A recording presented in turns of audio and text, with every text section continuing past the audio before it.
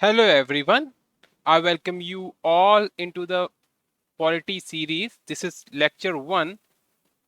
आप सबका polity series में स्वागत है। ये पहला लेक्चर होने वाला है और इस लेक्चर की हम शुरुआत करेंगे एक क्वेश्चन से कि what is the need of constitution, कि हमें आखिर कॉन्स्टिट्यूशन की ज़रूरत ही क्यों पड़ी। कोई ऐसा तो नहीं था, कॉन्स्टिट्यूशन तो हमारा 1950 में बन के तैयार हुआ।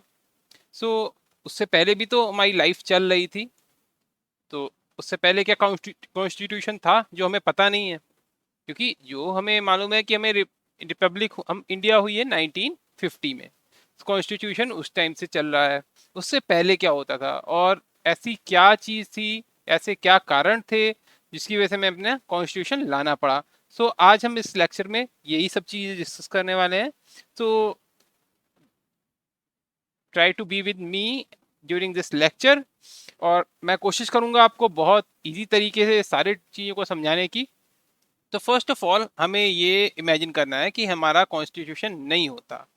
तो हम देखते हैं कई तरीके के लोग अपनी सोसाइटी में, बी इट उनका प्रोफेशन अलग अलग होता है, उनकी थिंकिंग अलग अलग होती है, उनका रिलीजन अलग अलग होता है, कोई गरीब होता है, कोई अमीर होता है, सब बहुत डाइवर्सिटी है इंडिया में। हम उन सबको एक पेज पे एक एक जस्टिस कैसे दे पाते उनको अगर हमारे पास कॉन्स्टिट्यूशन होता? Here comes my first point. The first function of a constitution is to provide a set of basic rule that allow for the minimal coordination among the member of the society। सबसे basic rule कोई भी, सब इतनी diversity India में है, सबको एक जैसा कैसे ट्रीट करें? बिकॉज अगर हम कोई कॉन्स्टिट्यूशन नहीं रखेंगे, जो भी पावर में होगा वो अपने हिसाब से सबको ट्रीट करेगा, वो अपने लोगों को ज़्यादा फेवर करेगा। तो इस वजह से हमने एक कॉन्स्टिट्यूशन बनाया जिसके तहत हमने बता दिया कि सब लोगों को कॉन्स्टिट्यूशन के हिसाब से सब लोग इक्वल हैं। कोई किसी के लिए कोई भी प्रायोरिटी नहीं है कि इसको किसी को हमें प्रायोरिटी देनी है, ऐसा कुछ नहीं है। सब कॉन्स्टिट्यूशन के हिसाब से इक्वल है। तो कॉन्स्टिट्यूशन का फर्स्ट फंक्शन क्या है कि एक सेट ऑफ बेसिक रूल बनाना जिसके हिसाब से पूरी गवर्नमेंट चलेगी। अच्छा, अब ये तो हमने बना दिया कि कॉन्स्टिट्यूशन के हिसाब से हमने सेट ऑफ रूल्स बना दिए, लेकिन रूल बनाएगा कौन? रूल बनाने वाले ही सही नहीं हुए तो the second function of to specify who has the power to decision in the society, it decide how the government will continue। सबसे अब कॉन्स्टिट्यूशन तो हमने बोल दिया कि एक यह सेट ऑफ बुक है जिसमें जिसके तहत पूरी कंट्री गवर्न करेगी, लेकिन अब हमें ये पता होना है कि वो जो रूल्स हैं वो बनाने वाले कौन है। ऐसा तो नहीं है जो मेजॉरिटी सेक्शन है वही रूल बना रहा है और मेजॉरिटी के हिसाब से चल रही है गवर्नमेंट, और जो माइनॉरिटी है उसको मतलब हरास किया जा रहा है कंट्री में। ऐसा तो नहीं है ना। तो कॉन्स्टिट्यूशन में यही चीज को डिस्कस किया गया कि सेकंड फंक्शन इसका क्या है कि the second function of the constitution is to specify who has the power to make decision. यहीं पे कॉन्स्टिट्यूशन की जरूरत पड़ी, क्योंकि पहले जो होता था मेजोरिटी अपने हिसाब से डिसीजन बनाती थी और माइनॉरिटी को कोई पूछता नहीं था। तो and here comes the third function. The third function of the constitution is to set some limits कि कोई भी मनचाही तरीके से कुछ भी ना कर पाए। On what the government can impose on its citizen, these limits are fundamentals in the sense of government may never trespass them. कुछ लिमिट्स गवर्नमेंट पे डिसाइड कर दी कि एक, आप ऐसा नहीं कि आपके हाथ में पावर आ गई तो आप कोई भी चीज करोगे, उल जुलूल कुछ भी काम करोगे, ऐसा नहीं कर सकते आप। कॉन्स्टिट्यूशन है हमारे देश में, इसीलिए कॉन्स्टिट्यूशन नहीं होता तो जिसके हाथ में पावर है वो जो है जो कुछ भी करे, है ना। तो इसलिए कॉन्स्टिट्यूशन यहाँ पे जरूरी है कि हमारे पास एक पावर आ गई कि हमने कॉन्स्टिट्यूशन के हिसाब से हमें जितनी भी चीजें हैं, ये एक बुक है, कॉन्स्टिट्यूशन है, कि इस रूल के हिसाब से ही सब चीजें चलेंगी। आपके पास पावर है, नहीं पावर है, जो भी है, हमारा देश चलेगा तो इस कॉन्स्टिट्यूशन के हिसाब से चलेगा। Okay, here there is one more point, that is fourth function of the constitution is to enable the government to fulfill the aspiration of the society and create conditions for just society। मतलब एक constitution एक बाउंडेशन कर दी government पे कि यार आपको ना जो लोगों के बारे में सोचना है, लोगों के बारे में सोचना है। अच्छा, अगर कॉन्स्टिट्यूशन नहीं होता तो इलेक्शन नहीं हो रहे होते, इलेक्शन नहीं हो रहे थे तो पॉलिटिशियंस क्या करते, अपने हिसाब से काम करते, उन्हें फर्क ही नहीं पड़ता कि लोग हमें लोगों के पास वोट मांगने जाना है। तो यहाँ पे ये पॉइंट आता है कि यार हमें लोगों के लिए काम करना है, क्योंकि 5 साल बाद हमें लोगों के पास वोट मांगने भी जाना है। ये सारी चीजें हैं जिसकी वजह से हमें कॉन्स्टिट्यूशन जरूरी है हमारे लिए। कॉन्स्टिट्यूशन इसलिए बना। इससे पहले क्या होता था, अच्छा हम अब मैंने ये बताया कि आपके 1950 में कॉन्स्टिट्यूशन आया, इससे पहले भी तो चीजें चलती थी। उससे पहले ये था राजा महाराजा वाला काम था, मुगल्स, और उससे पहले राजा महाराजा वाला काम था। तो उसमें उनका सेक्शन, उन वो अपने एक सेट ऑफ लोग बैठाते थे जिनको वो मतलब दीवान्स कहते थे। तो अपने हिसाब से वो जजमेंट बनाते थे, एक रूल डिसाइड करते थे कि अगर इस पनिशमेंट का, अगर ये किसी ने ऑफेंस किया है तो ये पनिशमेंट दी जाएगी, और वो रूल बन जाता था कि यार ये ऑफेंस की ये पनिशमेंट है। अलग अलग रिलीजन में अलग अलग तरीके से होता था। तो इंडिया में कॉन्स्टिट्यूशन की इसीलिए जरूरत पड़ी क्योंकि इंडिया बहुत डाइवर्स है, अलग अलग तरीके के लोग रहते हैं इंडिया में। सो उन सबको एक पेज पे लाने के लिए हमें एक बुक बनानी पड़ी जिसको हम कॉन्स्टिट्यूशन कहते हैं। ओके, सो अब कुछ हिस्टोरिकल बैकग्राउंड जान लेते हैं। उसके अंदर, कॉन्स्टिट्यूशन के अंदर जाने से पहले हमें कुछ पता होना चाहिए कि आखिर चल क्या रहा था उस टाइम, सब उससे पहले कैसे चीजें फिगर आउट हुई, कैसे और पैन आउट कैसे हुई चीजें कॉन्स्टिट्यूशन बनने में। तो हिस्टोरिकल बैकग्राउंड देख लेते हैं एक बार। तो फर्स्ट ऑफ ऑल ज्यादा पीछे नहीं जाएंगे, हम ईस्ट इंडिया कंपनी से ही देखेंगे। East India Company, British came to India in 1600 as a trader and in the form of East India Company. अच्छा, ईस्ट इंडिया कंपनी एक प्राइवेट ऑर्गेनाइजेशन थी जो खाली इंडिया में ट्रेड करने आई थी। ईस्ट इंडिया कंपनी क्या थी, प्राइवेट ऑर्गेनाइजेशन थी जो इंडिया में ट्रेड करने आई थी। अच्छा, ये इनको ऐसा नहीं था गवर्नमेंट कुछ था, गवर्नमेंट से इन्होंने बस परमिशन ले ली थी कि इंडिया में हम ट्रेड करेंगे। लाइक एक east British east India company जो थी ना, एक कंपनी का नाम था वो, क्या उन्होंने परमिशन ले ली गवर्नमेंट से कि हम ही ट्रेड करेंगे इंडिया में, बाकी कोई कंपनी ट्रेड नहीं करेगी। और इनको बहुत प्रॉफिट हो रहा था। सो मतलब बाद में इसीलिए बाद में जो है उन्होंने, ब्रिटिशर्स ने जो है ईस्ट इंडिया कंपनी खत्म करके अपने हाथ में रूल ले लिया, वो मैं आपको आगे डिस्कस करेंगे। सो 1600 में ईस्ट इंडिया कंपनी है, और ऐसा नहीं 1600 में सबसे पहले ईस्ट इंडिया कंपनी आई, इससे पहले ही 1498 में वास्को डिगामा, आप लोगों ने पता होगा वास्को डिगामा, को डिगामा इंडिया आ गए थे, ये पोर्चुगीज थे। सो ये सबसे पहले इंडिया आए थे, मतलब जो रूट, सी रूट के हिसाब से। तो ये तो 1600 में आए, इससे पहले इंडिया में लोग आ चुके थे।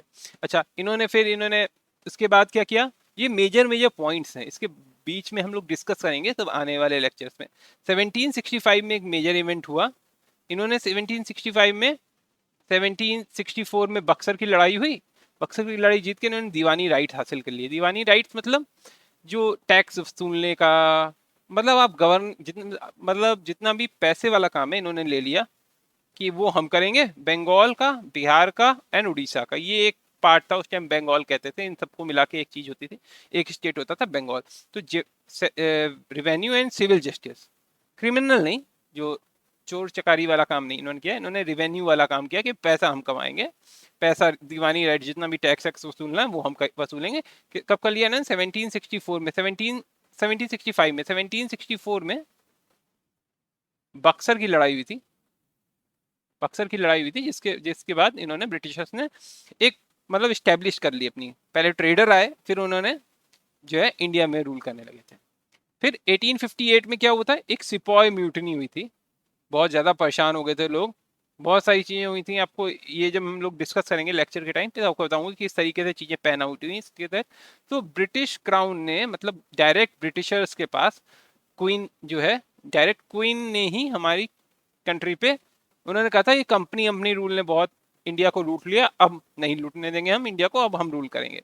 इनका कहना ये था। British crown assume the direct responsibility of the governance in India. तो उन्होंने ये कंपनी रूल खत्म कर दिया, किसमें, 1580, सॉरी 1858 में कंपनी रूल खत्म कर दिया। इससे इससे क्या हुआ, अब वो सीधे वहीं क्वीन से ही, वहीं बर्मिंघम पैलेस में ही रूल्स बनते थे और वहीं से इंडिया में इम्प्लीमेंट किए जाते थे।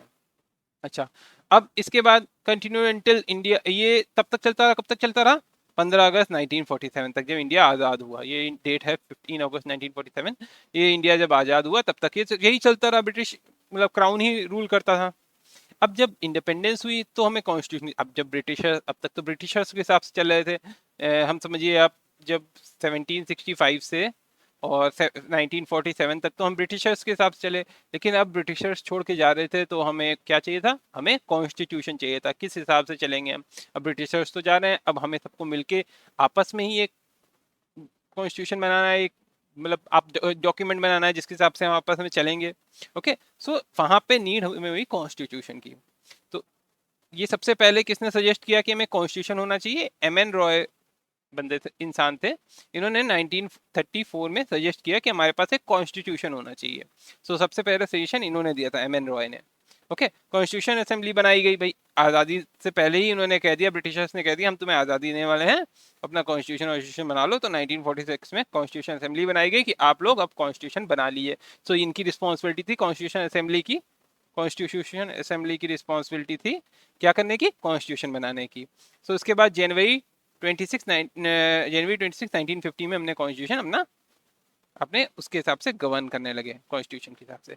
सो ये हिस्टोरिकल बैकग्राउंड था, ये मैंने ओवरव्यू आपको दे दिया कि किस तरीके से काम हुआ, कैसे चला। अब हम इसके बीच बीच में ऐसे ऐसे चीजें बढ़ेंगे, जैसे एक साथ तो पूरा कॉन्स्टिट्यूशन नहीं बन गया कि एक दिन बैठे 1946 में बैठे और उन्होंने एक बुक तैयार कर दी, बाइंड कर दी, कह दिया ये कॉन्स्टिट्यूशन। धीरे धीरे धीरे धीरे मतलब 1782 से ही, 1765 में दिवानी राइट मिले, 1782 से ही जो जब वहाँ ब्रिटिश क्राउन ने देखा कि यार इंडिया में तो प्राइवेट कंपनी, तब तक तो प्राइवेट ही थी 1858 तक, प्राइवेट कंपनी बहुत पैसा कमा रही है, और मतलब वो सब चाहते थे, इतना इतना लग्जरियस लाइफ थी इनकी, ये सब लोग चाहते थे वहाँ इंग्लैंड में कि यार एक बार इंडिया जाने का मौका मिल जाए, वहाँ जाके वहाँ ड्यूटी लग जाए तो वहाँ से पैसा कमा के आ जाएंगे। सो धीरे धीरे उन्होंने एक्ट लेके आए, उनके तहत इंडिया में रूल गवर्न किया, और फिर 1858 में उन्होंने मतलब क्राउन ही पूरा अंडर में आ गया। उसके बाद धीरे धीरे एक्ट और चार्टर्ड एक्ट और पिट्स इंडिया जैसे एक आया 1935 का गवर्नमेंट ऑफ इंडिया एक्ट। सो वो सब एक्ट हम आने वाले दिनों में पढ़ेंगे। तो आज की क्लास में हमने क्या पढ़ा? हमें कॉन्स्टिट्यूशन की क्यों ज़रूरत थी, क्यों ज़रूरत है, बल्कि थी नहीं मैं बोलूँगा है। अगर अभी हमारे पास कॉन्स्टिट्यूशन नहीं होगा तो हम लोग, मैं समझ भी नहीं सकता कि किस तरीके से गवर्नमेंट चलेगी हमारी, क्या होगा, मैं इमेजिन भी नहीं कर सकता। सो कॉन्स्टिट्यूशन की हमें क्यों ज़रूरत है, ये हमने पढ़ा। और हिस्टोरिकल बैकग्राउंड पढ़ा कि हिस्ट्री में कॉन्स्टिट्यूशन आया कैसे पिक्चर में। सो अब हम आने वाली क्लासेस में पढ़ेंगे कि ये धीरे धीरे एक्ट जो ब्रिटिशर्स लाए, जिसके तहत पॉलिसीज बनी, और हमने इसका एंड रिजल्ट क्या हुआ, हमारा कॉन्स्टिट्यूशन बना। ओके, सो आज के लिए इतना ही क्लास में। अगर ये वीडियो आपको अच्छा लगा हो तो आप इस वीडियो को लाइक करें, चैनल चैनल को सब्सक्राइब करें, वीडियो को शेयर करें। इस चैनल पे मैंने एक प्लेलिस्ट डाली है हिस्ट्री की टाइमलाइन, जो आपको मदद करेगी हिस्ट्री के इवेंट समझने में और उनको मेमोराइज करने में। सो वो आप ज़रूर फॉलो करें और आने वाले वीडियो तक बने रहें, आपको बहुत मज़ा आने वाला है इस वीडियो लेक्चर सीरीज में। थैंक यू सो मच, जल्द ही मिलते हैं नेक्स्ट वीडियो में। Thank you.